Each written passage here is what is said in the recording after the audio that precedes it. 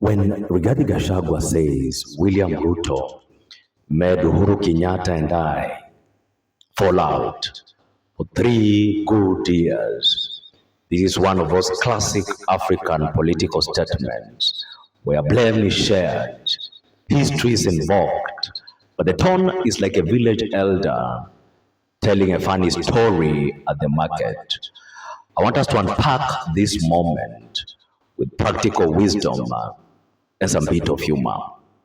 You see, in African politics, blaming someone outside your immediate circle is like saying the goat jumped on the neighbor's maize because it was frightened, not because it was naughty.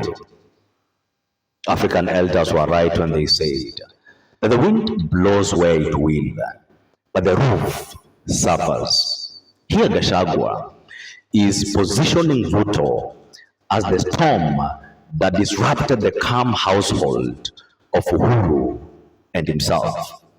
It is like two classmates who are best friends and then suddenly stop talking, and one whispers to everyone, it was Kanjo who started it when he spread the rumor.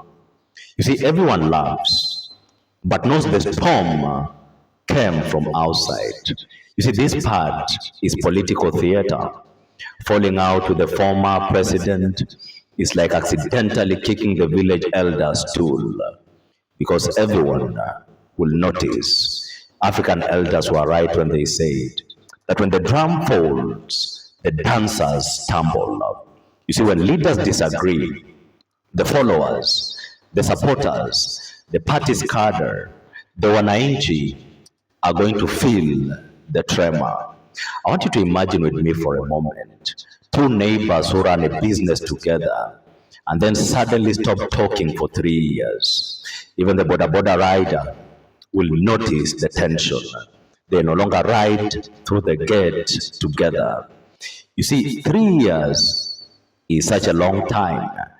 In fact, 3 years in Kenyan politics is long enough to win elections. It is long enough to build alliances. It is long enough to create rumors for generations. African elders were right when they said the three rains make the river strong, but they also make it muddy.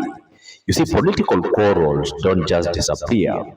Political quarrels ferment, political quarrels influence, and political quarrels create consequences. It is like saying, ever since the school break in 2020, we have been avoiding each other.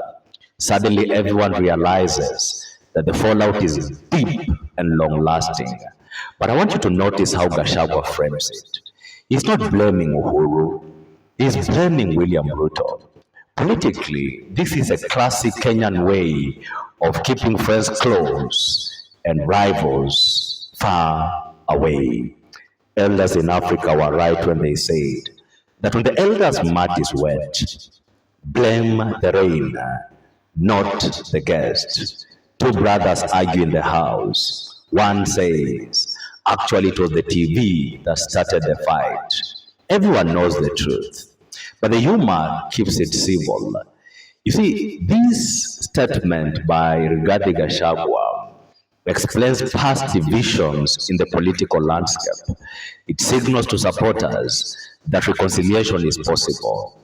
It positions Gachagua as someone honest enough to tell the story without shame.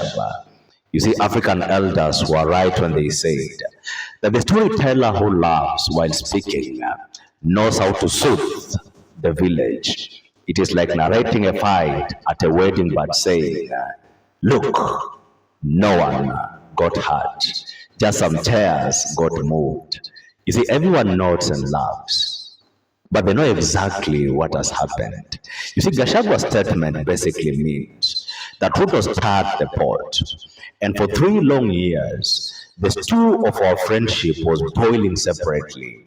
But the good news is, we survived the heat. Or even simpler, Ruto played referee badly, and Uhuru and I were on opposite teams for 3 good years. My name is Biketi. If it is your first time here, make sure to subscribe and to follow this channel for for more political analysis.